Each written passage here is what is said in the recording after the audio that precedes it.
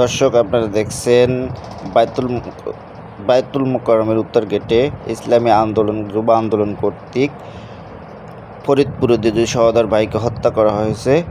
তাদের বিচার এবং মূল আসামিদের গ্রেপ্তারের দাবিতে তারা কিন্তু আজকে একটি জুমার নামাজের পরে একটি সমাবেশ এবং সমাবেশ পরবর্তীতে বিক্ষোভ মিছিল করবেন। তো এই বিক্ষোভ মিছিলে যারা অংশগ্রহণ করবেন এবং জুমার নামাজ পড়ে যারা বের হয়েছেন, তাই সাধারণ মুসল্লিদের কিন্তু তারা ঠান্ডা শরবত পান করাচ্ছেন।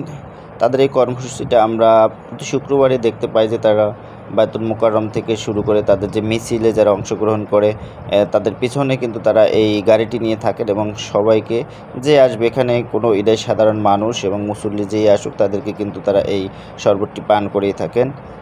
তো তাদের সাথে আমরা কথা বলে যতটুকু জানতে পেরেছি, তারা যেটা বলেছেন যে ঢাকা শহরে যদি এই কর্মসূচিটি সবাই নিজ দায়িত্বে যদি এগিয়ে আসে এবং প্রতিটি মোড়ে, ঢাকা শহরের প্রত্যেকটি মোড়ে যদি এই কর্মসূচিটি করে, তাহলে হয়তো সাধারণ যারা শ্রমিক আছে, বিশেষ করে রিক্সা চালায়, যারা প্যাডেলের রিক্সা চালায়, তাদের কোনো কষ্ট হতো না। কষ্টটা কিছুটা লাঘব হতো তারা যদি একটু পরে এই ঠান্ডা পানিটা পায় বা পানি এবং স্যালাইনগুলো যদি ঠিকভাবে তারা পান করে।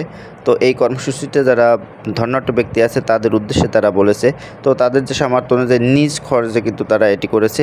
ইসলামী যুব আন্দোলনের যে নেতাকর্মীরা আছে তারা কিন্তু এটি করেছে।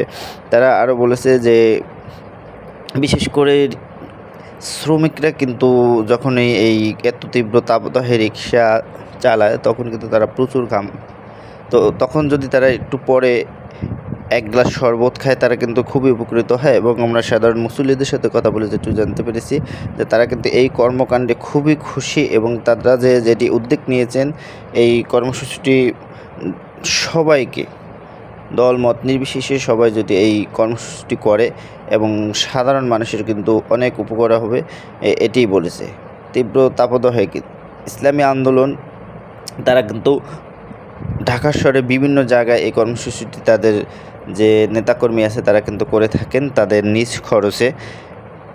এটি হচ্ছে ইসলামী আন্দোলনের মূল কাজ, তারা মানুষকে সেবা দেবে। এটি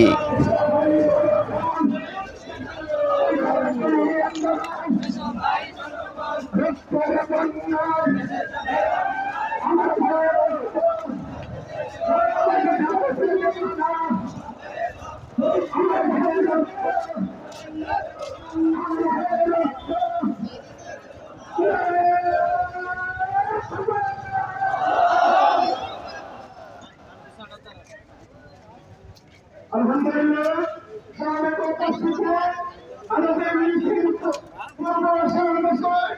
এখন সংযুক্ত ইসলামী আন্দোলন বাংলাদেশের